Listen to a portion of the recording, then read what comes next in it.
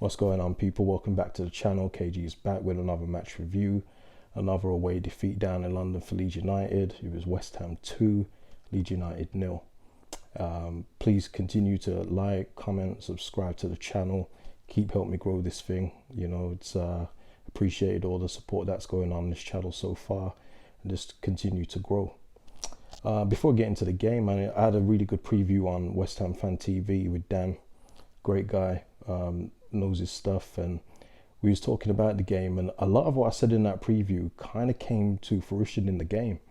I mean, I'm not saying I'm great or anything, but you know what I mean. You know, if you know your stuff, you know your stuff. But it's just pretty obvious that with the trajectory of the two teams, that West Ham have got so much to fight for, that they had something to really play for. At the minute, we're just trying to finish as high as possible, but we're not trying to fight for a Champions League place, which is what West Ham are doing. And you can see why they're doing that with the way that they're playing. They're playing some really good stuff. They're efficient with the ball, and they take their chances when they get them. You know, they're really doing their thing this season. That's pretty much what I said on the preview as well. And you know, we went through our weaknesses, and a couple of our weaknesses shone today. It was so glaringly obvious, some of our weaknesses. You know, we had a really good start. You know, opening 15 to 18 minutes, I thought we was really good. I thought we played some really good stuff. But again, we didn't really test Fabianski all that much today. Especially in that first half, we really didn't capitalize on the possession and through balls we was putting through. You know, if we could have capitalized on some of those, it would have been great. You know, we had the disallowed goal for Tyler Roberts. You know, is that offside? Is it not? Listen, you're going to see these for the rest of the season. Hopefully in the summer, the league and the powers that be look at this thing and just say, if it looks level, give the goal. Because right now, you're just stealing entertainment from the game. You know, if we go 1-0 up there, who knows where the game goes. But until that happens, we're going to keep talking about the same thing in terms of VAR and referees and decisions like that, with being so closely level and not given. So there's just no point complaining about it this season. We can only hope that it gets changed next season. We then had another disallowed goal, which was rightly disallowed. Raphinha's cut back to Bamford, and it was out of place, so you can't really, you know, complain about that one. Listen, their penalty was a penalty, but this is, again, it's something that you have to learn when you're in the Premier League. You've got to be smart. You know, Lingard wasn't really going anywhere, and if he got a shot off, who knows where it would have gone. There was a couple of bodies in front. It's just up to Luke Ayling not to dangle that foot and give the referee something to think about, especially that guy Mike Dean. But it was a penalty. Lingard took it. Good save from Meslier, but unfortunately he parried it out to Lingard. And thankfully Lingard was just relieved he scored, and we didn't see no band playing, no flutes, no dances today. He was just relieved he got that goal. So we were spared the embarrassment of being danced on by Jesse Lingard. But you know, shout out to Lingard though, man. He's really doing his thing. And I said this on a podcast a couple of years ago. I said he wasn't at Man United's level. It was that he needed to get out of that Man United limelight and start fresh somewhere else. And you can see what he's doing. He's got a whole new lease of life at West Ham, and he's taking advantage. And West Ham are bearing the fruits from that loan signing. It's working wonders for him. So, you know, that's 1-0. Second thing, it's just, I said it on the preview as well. I said that some of the goals that we can see from set pieces are just so amateurish. FIFA kind of like amateur goals. You just have to swing in the ball, a head gets on it, and it's a goal. It's just so easy, too easy.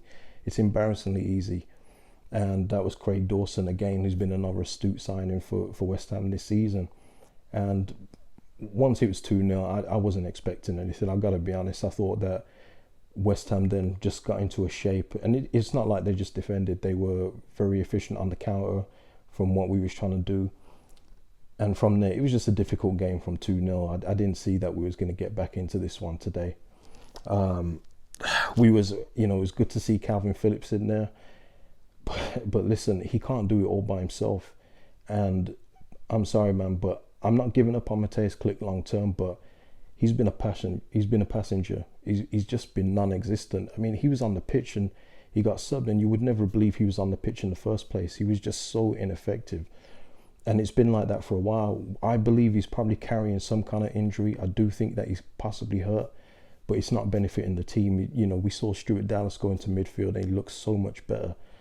The problem is who then goes in at left back. Do you trust Alioski to go left back? I don't.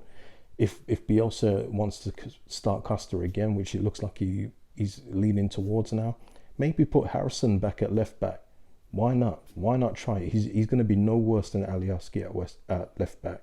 So why not do that? And that way you can get Harrison back in. You know, Harrison looks like he's lost a little bit of confidence, you know, since he's lost his place. I thought he was unlucky to lose his place again today because I didn't think Costa did enough in the last game. But, you know, you have to go with what Bielsa's doing right now. Good to see Rodrigo come on.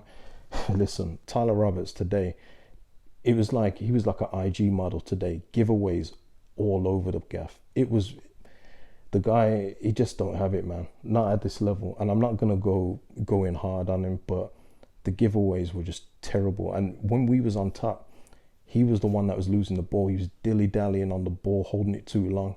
He's not Jack Grealish, you know. He's not Jack Grealish where he can hold the ball and then do a burst and dribble past a couple people. He's not that. He's not that kind of player. So it was very frustrating, and it's just another long line of frustrating performances by Tyler Roberts for me. You know, I've got high standards, man. I know a lot of people believe in him. I believe maybe the best thing for him is still to go out on loan and then come back and see what we've got. But if he's just going to continue playing the way that he's been playing overall, it's not going to be good enough for this club. Not even close. You know, we have to get better at defending set pieces. We cannot continue just to keep on giving up soft goals like that. It's detrimental. Some of the games that we're losing in, the game's over after like half an hour. It's not good. It's not good. You know, for all the good we've done, and believe me, I know overall we're still 11th. Overall, it's been a really good season. But this is where we are, man. There's nothing we can do about it now. We have to wait for the summer to get these players in, get 4 or 5 players in to really up the quality in the squad, because these players have done well with what we've got so far, but you can just see some of them just aren't up to scratch, you know, over the course of a whole season. You can just see that. Second half, we was trying, we was doing everything. Bamford had a few chances. He had one in the first half, but he had a couple in the second half that he should have scored. Quite frankly, he should have scored. He had to score those chances that he missed. You know, it was the one today where you can't absolve him of any, you know, that he wasn't responsible for the result, because his finishing today just wasn't good enough. You know, Llorente put him through with a lovely pass and he just put it wide. Raphinha cut one back for him. That was a simple goal and he just put it well over the bar. So it was a bad day at the office for Bamford today, and hopefully he can bounce back, you know, in the coming weeks. You know, it's becoming a theme on here. I'm not even sorry for it. Listen, we have to get players that are up on the level or just below Raphinha. We have to, because the guy is doing so much for this team. Not only is he going forward, and a couple of times today he tracked back and tackled the West Ham attackers. He was getting triple teamed by West Ham and still getting through. We have to do more for this guy, because we have to play up to his level.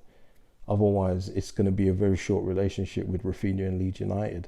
People don't want to hear that. People just think that because we love him and you know, he's loved here and he's playing well here, that he's just going to stay just on that. I don't know why. I don't know where these people's mentalities come from. Football, he's about winning, and obviously he's part of a project, and he knew that the likelihood of getting Europe this season wasn't likely. So I believe that he is looking at this as a long-term project, but we have to get those 4 or 5 players in the summer. It's a must. It's a must. And Matthias Klicker, you know, I know I mentioned it already, but he's got to do more to support the team. It's just not good enough, man. West Ham had another few chances and they hit the post. Fornells hit the bar. You can't complain today about the result, because as well as we played, West Ham just had more efficiency, and that's why they are battling for the top 4. I believe they're 5th now. So you can't argue with the result today. If we have better quality, maybe it's a different story, but it isn't, and we lost the game today. Uh, let's have a look. Yeah, there was an own goal, nearly for us at 85 minutes. But that's when you know that just nothing is going to go in. We could play until the next game, which is against Chelsea, and we still wouldn't score. So we have to take the loss today. We're 11th still after all the weekend's games. We're still in that spot. West Ham now move up to 5th, and you can see why. And I mentioned this on the preview as well. I said, with you guys knowing what's at stake, this is to Dan, the West Ham fan. I said, with what West Ham know what's at stake, and with the top 4 being so open, they were going to be looking at this game as a route back into victory after that Man City loss, and they did that today.